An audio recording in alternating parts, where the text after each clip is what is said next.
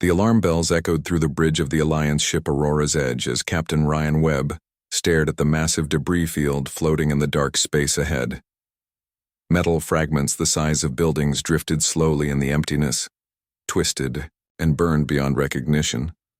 Some pieces still glowed with heat from whatever terrible battle had happened here. "How long has this been here?" Webb asked, his voice quiet with shock. Dr. Kelly Stone looked up from her scanning equipment, her face pale. "The radiation patterns suggest about 15 years, Captain. Maybe a little more." Admiral Jake Morrison stood behind them, his weathered face grim as he watched the view screen. He had seen many battlefields in his 30 years with the Galactic Alliance, but nothing like this. The debris field stretched for millions of miles, scattered across 3 different asteroid belts in the Kepler 442 system. "Commander Burke, what are your scanners picking up?" Morrison asked. Lisa Burke worked quickly at her station, her fingers dancing over the controls. As the Alliance's best forensics specialist, she had examined the remains of countless space battles. But this one made her stomach turn. "Sir, I'm reading weapon signatures from at least 6 different species. Plasma burns, particle beam damage, and something else I can't identify." "Something else?" "The metal isn't just melted or blown apart. Some of it looks like it was twisted, like gravity itself was used as a weapon." Webb guided their ship carefully through the debris field. Broken. Pieces of hull plating knocked against their shields with dull thuds. Through the viewscreen they could see the skeletal remains of what had once been mighty warships. The largest pieces were easily the size of small cities. "Admiral," Stone called out, excitement creeping into her voice. "I'm detecting human technology. Signatures." Morrison felt his blood run cold. "Human? Are you certain?" "Positive, sir. The alloy compositions, the energy residue patterns, these are definitely human ships, or what's left of them." The bridge fell silent except for the steady hum of the ship's engines. Everyone knew the stories about Earth's missing ghost fleet. 12 massive warships that had left Earth 15 years ago on humanity's first major deep space colonization mission. They had simply vanished without a trace somewhere beyond the outer rim. "Pull up the official reports," Morrison ordered quietly. Burke's hands shook slightly as she accessed the files.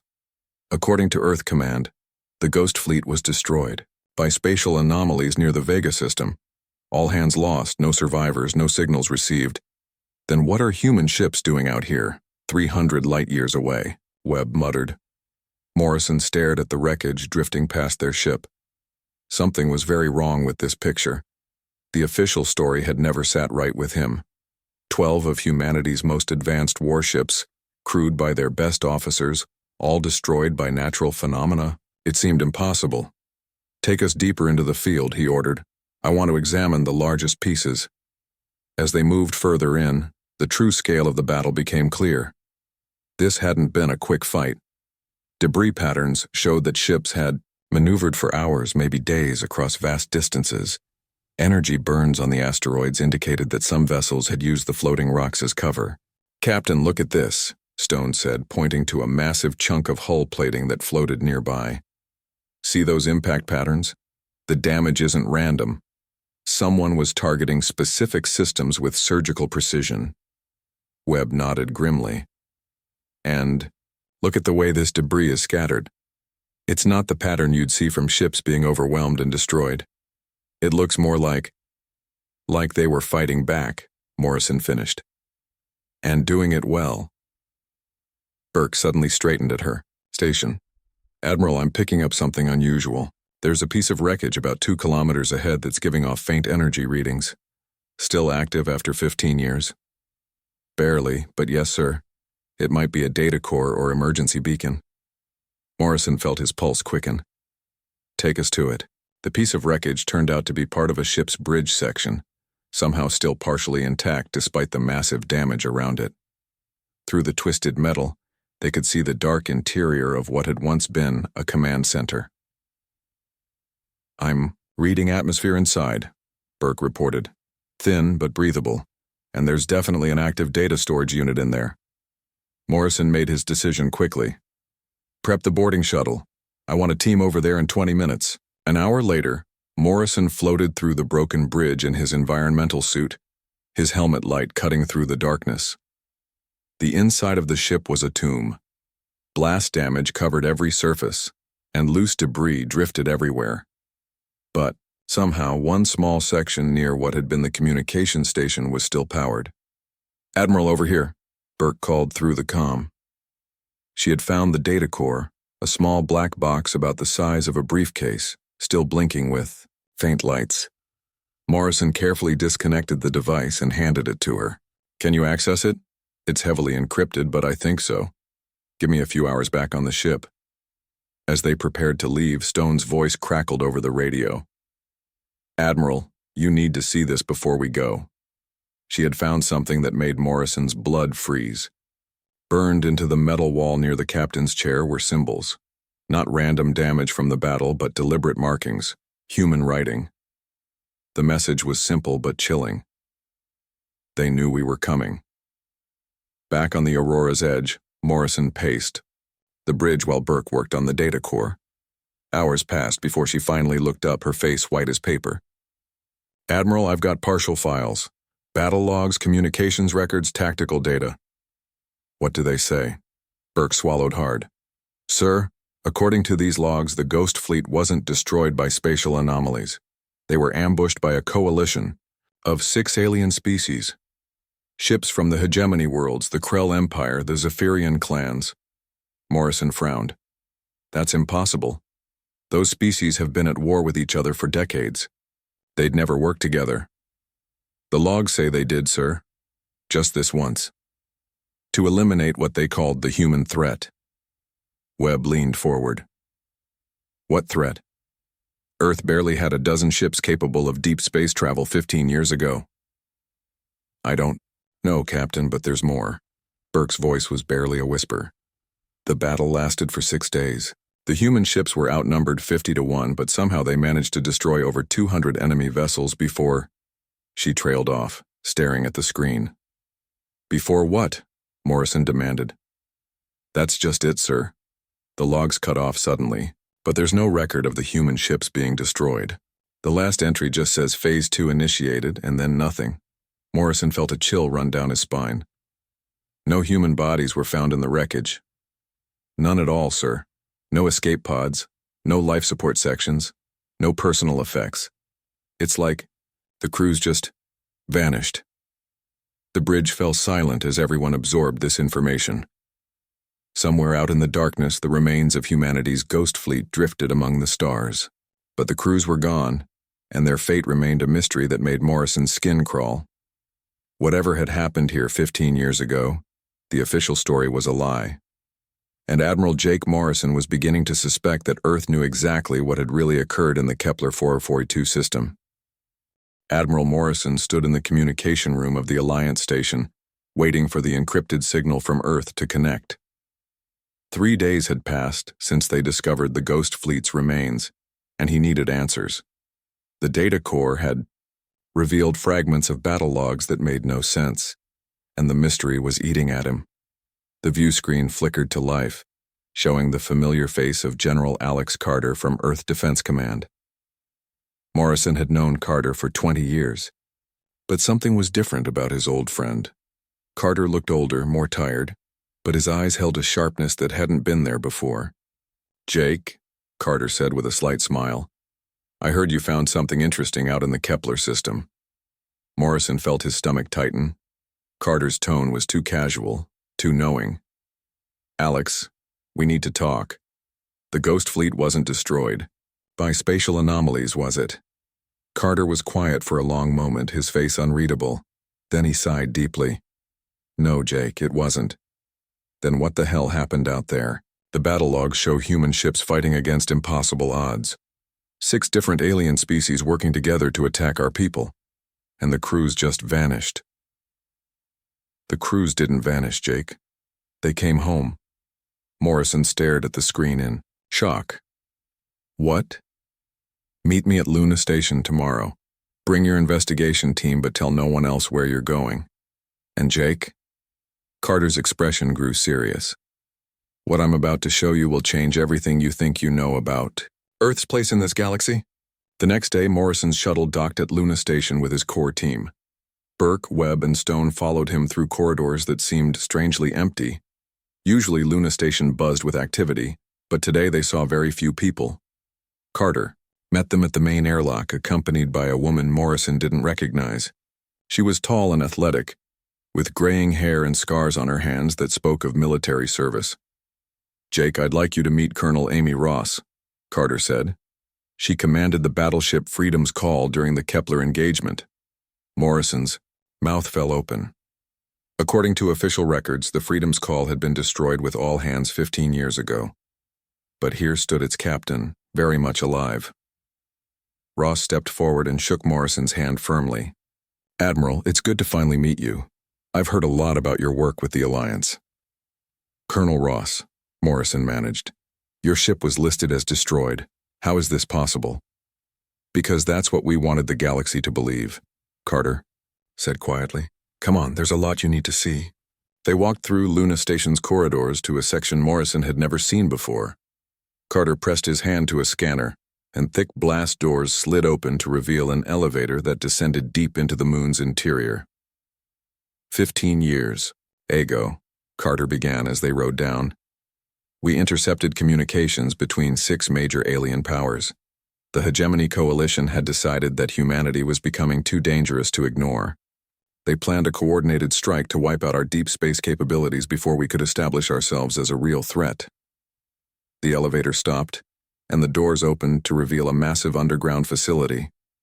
Morrison gasped. The cavern stretched for miles in every direction, filled with ships, equipment, and thousands of personnel working at various stations. "Welcome to Luna Deep Base," Ross said. "Home of Earth's real space fleet." Morrison couldn't believe what he was seeing. Ships he didn't recognize filled the docking bays, sleek and deadly looking.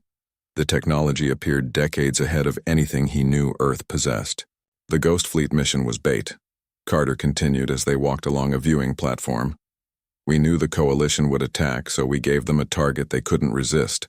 12 ships full of our best technology and officers heading out to establish humanity's first major colony." Burke spoke up for the first time. "But the battle logs showed those ships fighting for their lives. The casualties were real." Ross nodded grimly. "Oh, the battle was real enough. We lost good people out there. But the Coalition thought they were attacking our main fleet. They had no idea it was just the opening move in a much larger game."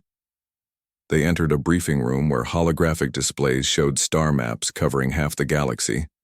Red markers indicated hostile territories, blue ones showed human positions, and green marked allied or neutral zones. Morrison was amazed to see how many blue markers there were. "For 20 years, Carter said, we've been fighting a secret war. Not just against the Hegemony Coalition, but against anyone who posed a threat to human survival. The galaxy thinks we're a young species just learning to travel between stars. In reality, we've been operating covert bases in dozens of systems." Dr. Stone pointed to one of the displays. "These colonies that were reported as failures or disasters were actually successful military installations," Ross finished. "Every time Earth announced the loss of a colony or exploration ship, we were really eliminating a threat or establishing a forward position." Morrison sank into a chair, overwhelmed. "How many people know about this?" "On Earth? Maybe 1,000, Carter replied. "In the field?" "Another 5,000 spread across 30 systems. We've kept this operation smaller than most planetary defense forces, but infinitely more effective." A new voice spoke from the doorway. "The key was patience, Admiral Morrison." They turned to see a woman in her 50s wearing the uniform of a ship captain. She had the confident bearing of someone used to command. "Captain Janet Miller," she introduced herself. "I've been running deep cover operations in Alliance space for 12 years. As far as most people know, I'm just a freelance cargo hauler." Morrison looked around the room at these people who officially didn't exist. "The technology I saw in those ships, where did it come from?" Carter smiled for the first time since Morrison had arrived. "Turns out humans are very good at reverse engineering alien tech. Every attack against us, every failed first contact, every piece of wreckage we could get our hands on. We learned from it all." Ross activated another display showing weapon test footage. Gravitational field manipulation, quantum encrypted communications, shield technology that can absorb and redirect energy attacks. We've been busy while the Galaxy thought we were struggling with basic space flight. But why the secrecy? Webb asked. Why not reveal your strength? Because our enemies would have united against us permanently, Miller replied. As long as they think we're weak, they fight among themselves. They compete for the right to be the ones who destroy humanity. It keeps them distracted while we eliminate them one by one. Carter brought up a new display showing recent intelligence reports.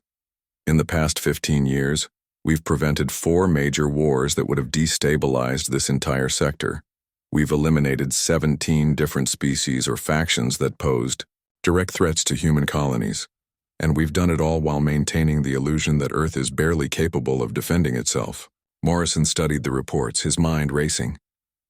The Alliance Council, do they know? Some suspect, Carter admitted. But they have no proof, and it benefits them to have a junior partner that provides raw materials and stays out of galactic politics. What they don't realize is that we've been quietly influencing those politics for decades. Ross leaned forward. Admiral, Earth is ready to take its place as a major power in this galaxy, but we need to do it carefully on our terms. That's where you come in. Morrison looked up sharply. Me? You're respected throughout the Alliance. You have connections in every major government. And now you know the truth, Carter said. We need someone to help us transition from shadow operations to open diplomacy, someone the galaxy trusts. Morrison sat back in his chair, the weight of what he'd learned pressing down on him. Humanity wasn't the struggling newcomer he'd thought. They were already one of the most powerful forces in known space, hidden behind a mask of apparent weakness. What happens now? He asked quietly. Carter smiled grimly. Now we start phase 3 of our plan. It's time for Earth to stop hiding. 6 months after Morrison's visit to Luna Station, the emergency session of the Galactic Alliance Council was called to order. Representatives from 43 different species filled the massive chamber on the neutral world of Nexus Prime. The tension in the air was thick enough to cut with a knife. Morrison sat in the human delegation section, watching as President Helen Brooks took her place at the central podium. Unlike the usual Earth representatives who came to these meetings, Brooks carried herself with quiet confidence that made several alien ambassadors shift nervously in their seats. Honored members of the Alliance, Brooks began, her voice calm and clear. Earth has requested this emergency session to share important information about recent events in our sector of space. The Krell ambassador, a massive reptilian creature named Thak Vor, leaned forward. What events? Your species has been remarkably quiet lately. Several of our mining operations have reported unusual activity, but nothing confirmed. Brooks smiled slightly. Ambassador Thak Vor, I believe your mining operations have been experiencing more than just unusual activity. In fact, 3 of your illegal extraction facilities in human-claimed territory have been completely shut down. A murmur ran through the chamber. Thak Vor's scaled face darkened. Those facilities were operating under salvage rights. The areas were declared uninhabitable by your own surveys.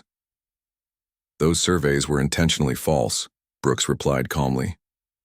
Just as false as many other reports Earth has filed over the past 20 years.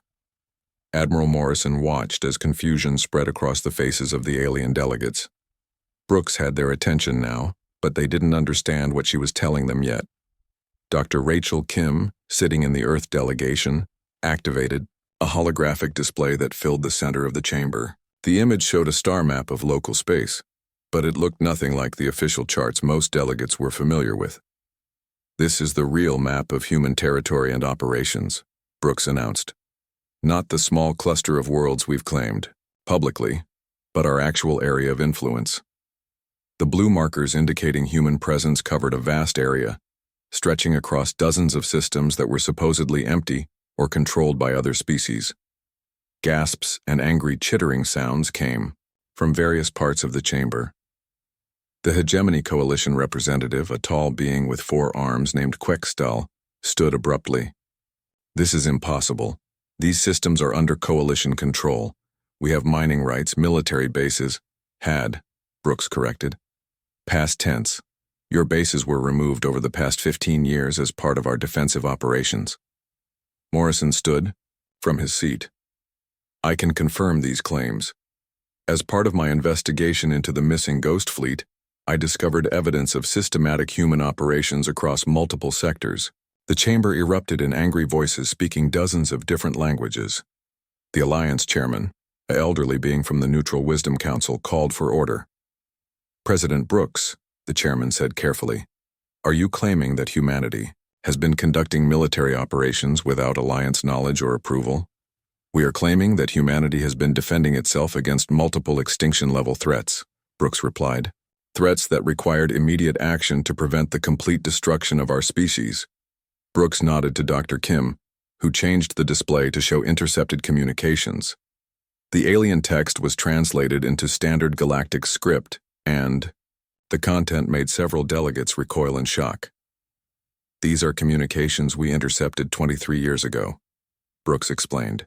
Plans by the Hegemony Coalition to launch a coordinated strike against Earth's colonies and deep space capabilities. The goal was to eliminate humanity before we could become a threat to established powers. Quextal's face shifted colors rapidly, a sign of extreme distress in his species. Those communications are classified coalition military documents. How did you obtain them? We obtained them the same way we've been obtaining intelligence for decades, Brooks said. Through a network of deep cover operatives, advanced surveillance, technology, and strategic partnerships with species who value peace over conquest. Admiral Chris Murphy, who had been silent until now, stood from the Earth delegation. Morrison recognized him from the files as the commander of Earth's hidden fleet. The Ghost Fleet wasn't destroyed, Murphy announced. It was bait. We used those 12 ships to draw coalition forces into a trap where we could eliminate their strike capability and study their tactics. The Krell ambassador slammed his massive fist on his desk. You sacrificed your own people as bait? We sacrificed some to save all, Murphy replied without emotion. The coalition fleet that attacked the Ghost Fleet numbered over 300 ships. It was meant to be the advance force for a full invasion of human space. After the battle, at Kepler 442, that invasion became impossible. Brooks activated another display showing casualty reports. In 20 years of covert operations, Earth has prevented 4 major interstellar wars, eliminated 17 species or factions that posed immediate threats to civilian populations, and maintained stability in this sector while appearing to be a weak junior member of the Alliance. Captain Steve Walsh, who Morrison now knew had been running psychological warfare operations, stepped forward. Every human disaster you've heard about was actually a strategic victory. Lost colonies that were really military bases. Failed expeditions that were actually successful deep strike missions. Missing ships that were conducting reconnaissance in enemy territory. The Zephyrian ambassador, an insect-like creature with translucent wings, buzzed angrily. Our clan territories show human presence dating back 15 years. You've been spying on us. We've been watching everyone, Brooks said simply. It's how we've prevented this sector from exploding into chaos. The Zephyrian clans were planning to attack Krell mining operations 3 years ago. We provided intelligence that stopped that war before it started. Morrison watched as the implications sank in around the chamber. The aliens were beginning to understand that the weak, struggling human species they thought they knew had been manipulating galactic events for decades. The Wisdom Council chairman spoke carefully. President Brooks, what you're describing suggests that Earth has been the dominant military power in this region for years. Why reveal this now? Brooks looked around the chamber, meeting the eyes of various ambassadors. Because the threats that required secrecy have been eliminated. The coalition strike fleet is gone. The species that wanted to destroy humanity have been neutralized or convinced to change their policies. The immediate danger to human survival has passed. She paused, letting that sink in. And because Earth is ready to take its proper place in galactic civilization, not as a junior partner providing raw materials, but as a full member contributing to security and stability. Dr. Kim activated a final display showing new ship designs. The vessels were massive, clearly designed for both exploration and combat, with technology that appeared decades ahead of anything the Alliance possessed. These ships represent Earth's new diplomatic fleet, Brooks announced. They'll be taking over security responsibilities in the sectors we've been quietly protecting. We're also prepared to share defensive technologies with Alliance members who demonstrate peaceful intentions. The chamber fell silent as the full scope of Earth's revelation became clear. The species they had dismissed as primitive newcomers had been the secret guardians of their region of space for 2 decades. Ambassador, Thakfor finally spoke, his voice subdued. What do you want from us? Brooks smiled for the first time during the session. Recognition, respect, and partnership based on honesty rather than deception. Earth is tired of hiding what we're capable of. Morrison felt a chill of pride and fear as he realized the galaxy would never be the same. Humanity had stepped out of the shadows and there was no going back. 2 years after Earth's revelation to the Galactic Alliance, Ambassador Tom Parker stood on the observation deck of the new Earth starbase called Gateway Station. The massive structure floated in space at the junction of 3 major trade routes, its gleaming hull reflecting the light of nearby stars. Parker watched through the viewport as ships from dozens of different species came and went from the station's docking bays. Krell freighters loaded with minerals, Zephyrian science vessels, even some of the former Hegemony Coalition ships now flying under new flags of cooperation. Hard to believe how much has changed, said Fleet Admiral Susan Clark as she joined him at the viewport. Clark commanded Earth's now public space fleet, and her ships regularly patrolled the trade routes that Gateway Station protected. Parker nodded. The past 2 years had been difficult but productive. After the initial shock of Earth's revelation wore off, most Alliance species had chosen cooperation over conflict. Those who hadn't were no longer a problem. The Nexari delegation arrived. This morning, Parker told Clark, they're the last holdout species in this sector. If they agree to the Mutual Defense Treaty, we'll have complete security coverage from here to the Outer Rim. Clark smiled. Director Chen's intelligence network says they're ready to sign. Apparently their military advisors have finally convinced their leadership that fighting Earth would be suicide. Mike Chen ran Earth's intelligence services, which were no longer secret. His agents operated openly now, providing security information to Alliance members and keeping watch for new threats from unexplored regions of space. A chime sounded through the station's communication system. Ambassador Parker to the main conference room. The Nexari delegation is ready for the final negotiations. Parker made his way through Gateway Station's corridors, passing Earth personnel working alongside aliens who had once been enemies. The station buzzed with activity 24 hours a day, serving as both a diplomatic center and a military command post. In the conference room, he found the Nexari delegation waiting nervously. They were a proud warrior species, but even they had been forced to accept reality after seeing what happened to others who challenged Earth's new position. Ambassador Vexmore, Parker greeted their leader with a respectful bow. I trust your journey was comfortable. The reptilian ambassador's scales shifted to a neutral blue color. Ambassador Parker, my government has reviewed your proposal for mutual defense cooperation. We find the terms acceptable. Parker tried not to show his relief. The Nexari controlled strategic mining systems that would complete Earth's defensive network in this region. With their cooperation, no hostile force could move through local space without Earth knowing about it. Excellent. Shall we review the details? As they worked through the treaty terms, Parker's mind wandered to similar meetings over the past 2 years.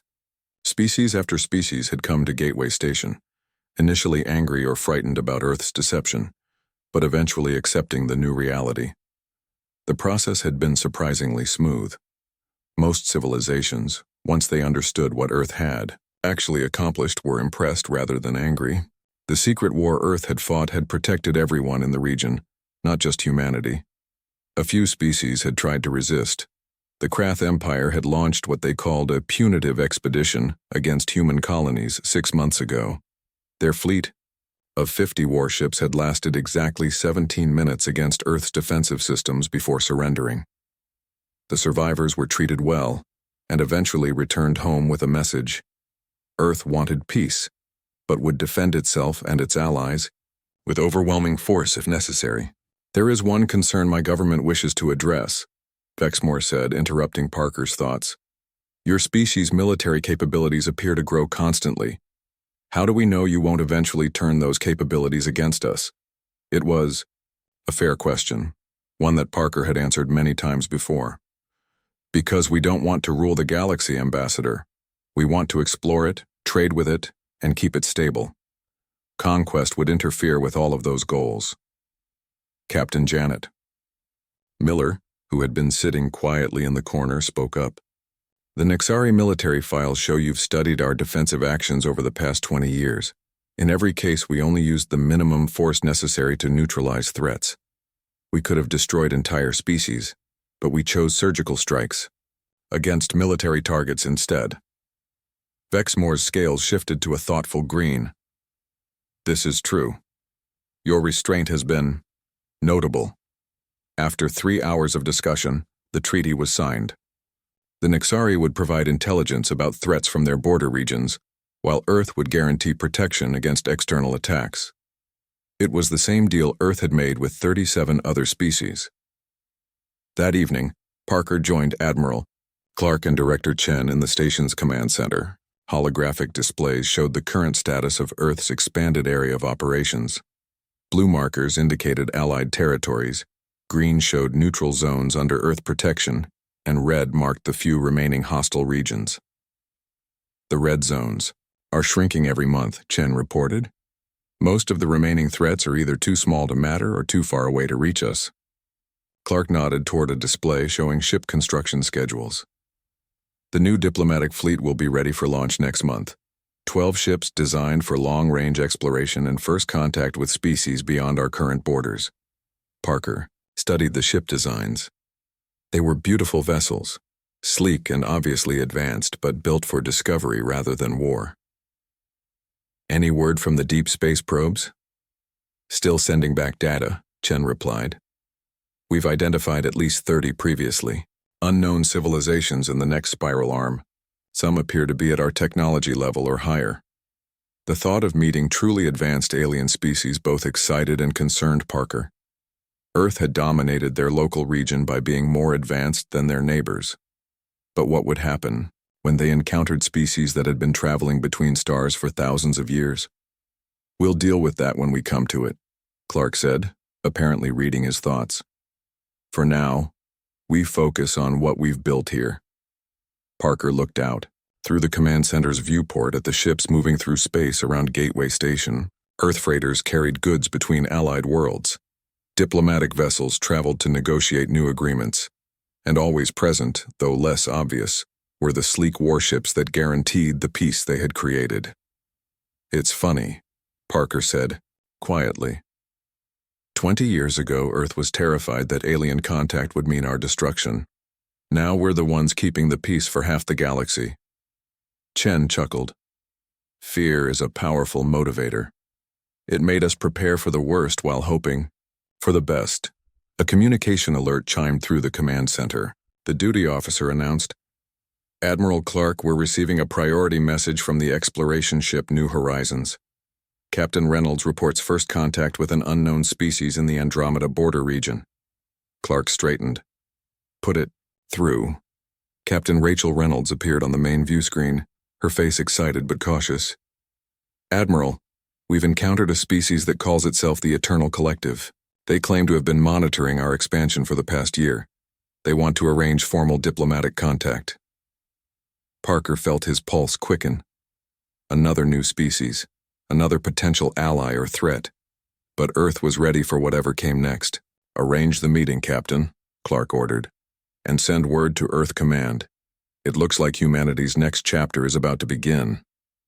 As the communication ended, Parker looked around the command center at the people who had helped build Earth's new position in the galaxy. From secret guardians to open protectors, humanity had found its place among the stars. The age of hiding was over.